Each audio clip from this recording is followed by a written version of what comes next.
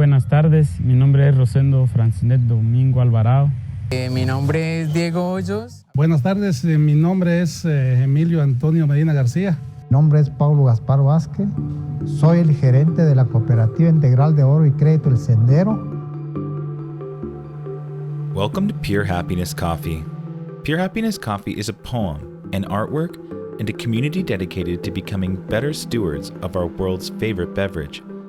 Each episode of Pure Happiness is a short glimpse into one individual's coffee journey, a journey that, finally, connects us all. The introductions you just heard at the beginning of the episode are from interviews conducted with several producers in Guatemala and Costa Rica by Subtext Coffee out of Toronto, the roasting arm of Boxcar Social. I highly recommend that you visit their Vimeo and YouTube channels to watch these interviews and learn more about Subtext. More on that in a moment.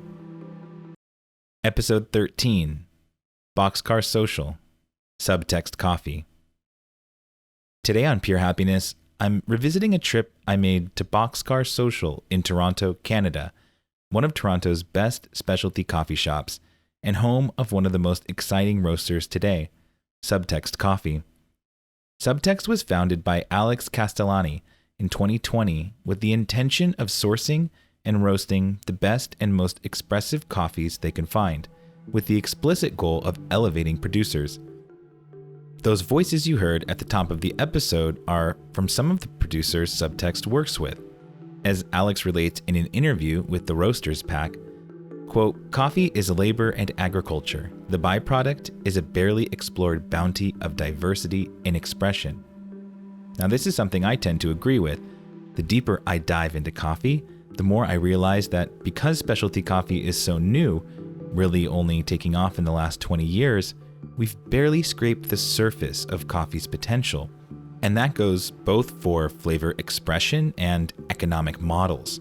Alex continues, "We believe in purposefully transcending coffee's commodified, homogenizing, and exploitative colonial past. We believe some steps in this direction are the proactive, equitable treatment of producers, redefining market value, transparency in sourcing, and a larger approach to evaluating the sustainability of our projects." Now, one of the goals of this Pure Happiness Coffee podcast is to revisit writing I've done in the past, in an effort to reflect on my own engagement with specialty coffee, and to try and live up to some of the ideals that Alex just expressed. It's also to provide a new point in my own coffee journey to demonstrate how that evolution might look. And it is also to map, in a small, very local way, the evolution of the industry at large. So as I was reading around for this episode, I was very happy to discover Subtext's gorgeous Vimeo account that now includes several beautifully shot interviews with producers they work with, such as Alejo Castro at Volcán Azul in Costa Rica, Diego Hoyos in Colombia, and Guatemalans Rosendo Domingo, Tony Medina, along with Pablo Vasquez of Sendero Cooperative. As you can see, the flowers are coming out right now. This will be the next season. That was Alejo Castro of Volcán Azul in Costa Rica, who are doing some of the most incredible coffee coming out of Costa Rica. Porque, como todo el mundo sabe, está un poco difícil lo que es la economía. Y bueno, agradecerles por la visita y esperando que sigamos en el negocio y que nos sigan comprando el café.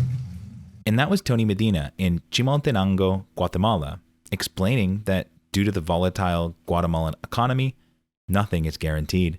And despite 32 years in coffee, he expresses hopes that he'll be able to remain in the business. This is something echoed by many producers in coffee around the world today who have seen their businesses crumble as folks seek out better opportunities elsewhere, whether that's in Colombia and Rwanda as young people leave farms for the city with hopes of a more lucrative and sustainable urban life, or in Guatemala, where, as Rosendo Domingo relates, many are migrating to the US, like 4 of his brothers already have. Este año, como productores, hemos tenido bastante dificultades en el tema de la mano de obra, entonces nos afecta en el costo de producción, porque la mayoría de las personas están migrando para los Estados Unidos. Pablo Vasquez, general manager of the El Sendero Cooperative, also in Guatemala, spells out the issue in terms we should all pay attention to, because these economic issues are ones that we are all related to, whether we think about them in a day-to-day basis or not. He explains that labor and fertilizer prices in Guatemala have spiked in recent years, causing many in the cooperative to express doubts that they can continue producing coffee if prices for these things stay so high.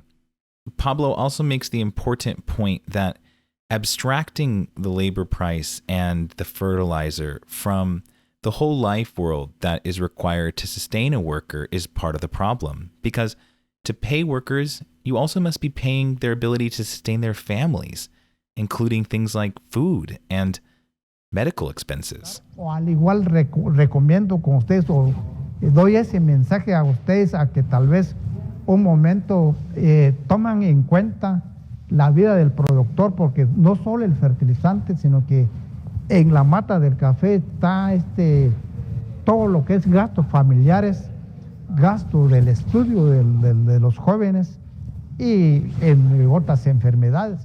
I'm grateful to Subtext and Alex for presenting these videos, and they cause me to continue wanting to think about ways that our economic models must evolve, because finally, we're not unconnected.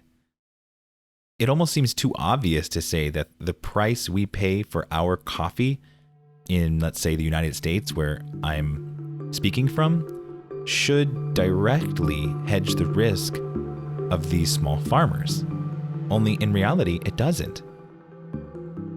Now, it should be no surprise that a deep economic divide characterizes the coffee world, a divide that was purposefully created by colonial forces. That divide is also geographic, which seems to separate us more than it should.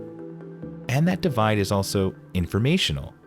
Think about the way the migrant crisis is covered in the United States as a threat to the United States' sovereignty, rather than a deep expression of a very human and global problem. The problem being that today, our economies are much more connected than they've ever been.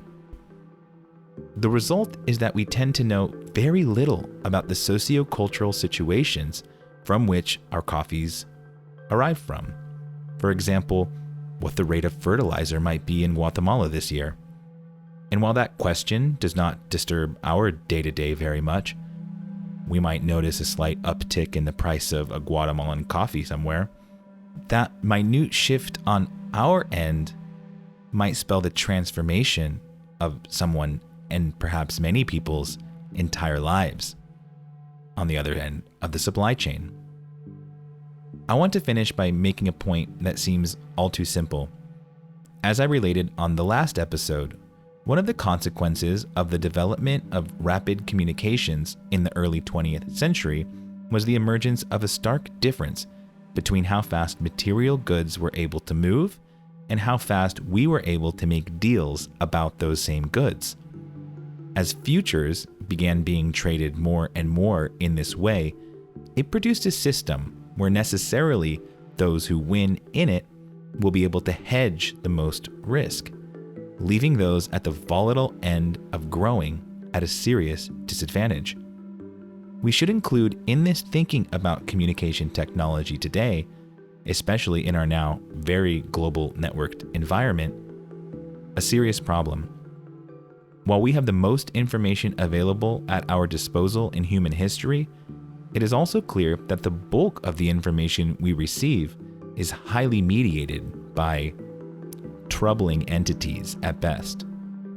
We live in a world where more than ever text and subtext, that is, what is obvious, what is on the surface, and what is beneath, what is below the surface, what's between the lines, can actually be explored more easily than it has ever been.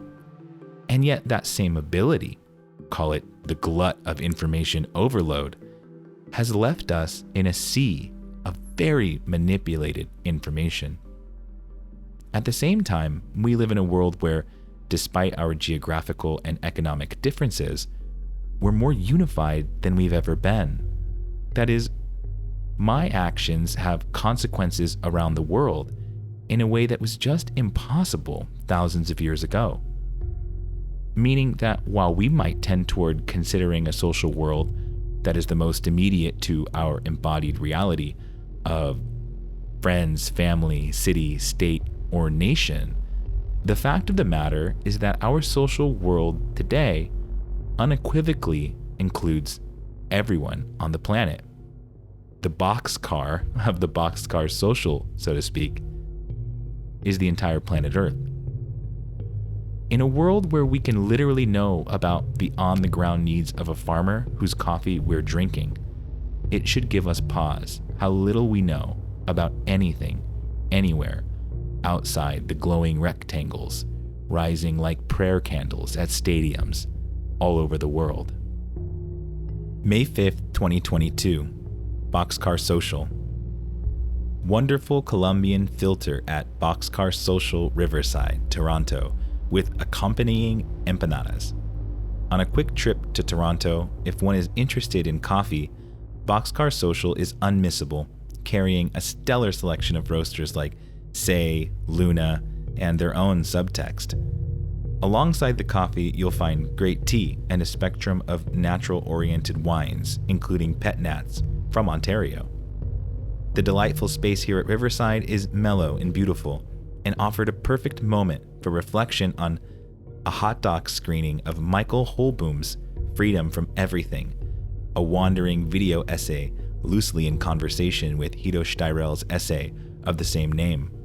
A melange of footage, animation, voiceover, and cavernous sound design, Holboom paints a picture of a diffuse relational web oriented around the neoliberal desire to be free from everything, free from even having a good job, which is ever the more impossible in our ever-intensifying gig economy, and even free from society itself, as Margaret Thatcher infamously put it, with the purpose of emphasizing the individual. For the ultra-neoliberal, society doesn't exist, only single people. With cameos from the immortal David Wojnarowicz and James Baldwin, the doc relates the AIDS epidemic to COVID in striking and surprising ways surrounding Holboom's own personal experience. The insidious fantasy of an autonomous freedom from everything, where a unitized individual struggles against the world, is like a perversion of Kurosawa's Ronin.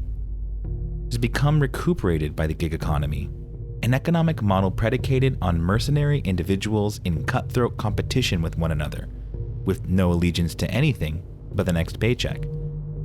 The video essay, and maybe the podcast, is a form well suited for presenting connections that easily refute this claim, demonstrating the affectual and factual interrelations of life with all.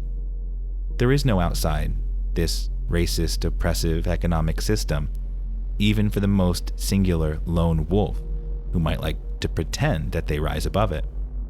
No, like this writing of Pure Happiness Coffee, a hopeful future to come relies on the stark admission of our interdependence, beyond state or country, perhaps even beyond the category human. Happiness is not local to the individual human psyche. In fact, I think it might be the invasion of the psyche by a wish without object, a signless aura of desire released from the obligation to work. True happiness would only be possible with its attendant understanding of happiness for all. Thank you for listening.